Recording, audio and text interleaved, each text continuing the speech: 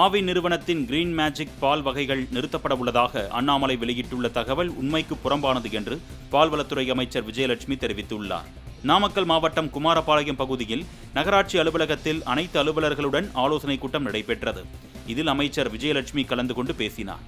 அப்பொழுது குமாரபாளையம் நகராட்சியில் பொதுமக்களின் குறைகளை தீர்க்க பணம் கேட்பதாகவும் தொடர்ந்து அலைக்கழிக்கப்படுவதாகவும் நிறைய புகார்கள் வருவதாக தெரிவித்தார்.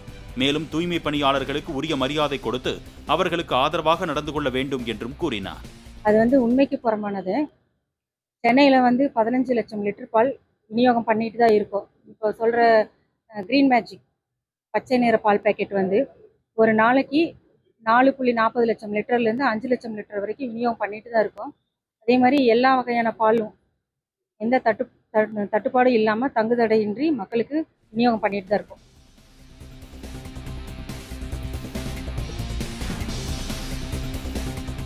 கன்னியாகுமரி மாவட்டத்தில் சுற்றுலா தலங்களில் உள்ள ஆக்கிரமிப்புகளை அகற்ற நடவடிக்கை எடுக்கப்படும் என்று சுற்றுலாத்துறை அமைச்சர் ராஜேஷ்குமார் தெரிவித்துள்ளார்.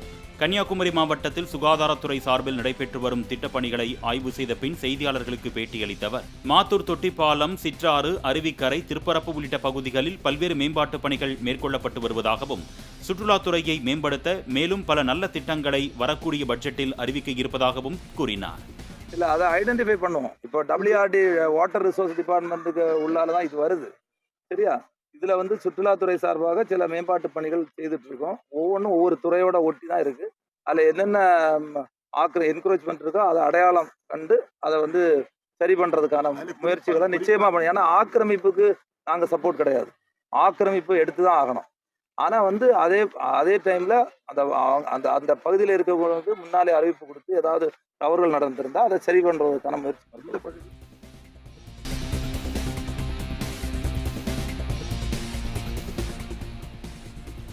கிருஷ்ணகிரி மாவட்டம் போச்சம்பள்ளி வாரசந்தையில் மழையால் ஆட்டு சந்தை வளாகம் முழுவதும் சேரும் சகதியுமாக மாறியதால் வியாபாரிகளும் பொதுமக்களும் கடும் அவதியடைந்தனர்.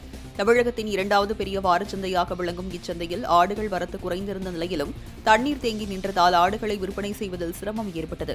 அங்கு தொடர்ந்து மழை பெய்து வருவதால் நிலைமை மேலும் மோசமடையும் என அச்சம் தெரிவித்துள்ள வியாபாரிகள் சந்தை வளாகத்தில் மண் அல்லது கிராவல் கொட்டி சீரமைப்பு பணிகளை மேற்கொள்ள அதிகாரிகள் நடவடிக்கை எடுக்க வேண்டும் என்றும் கோரிக்கை விடுத்துள்ளனர்.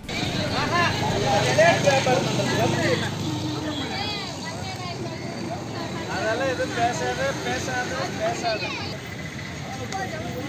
அப்போ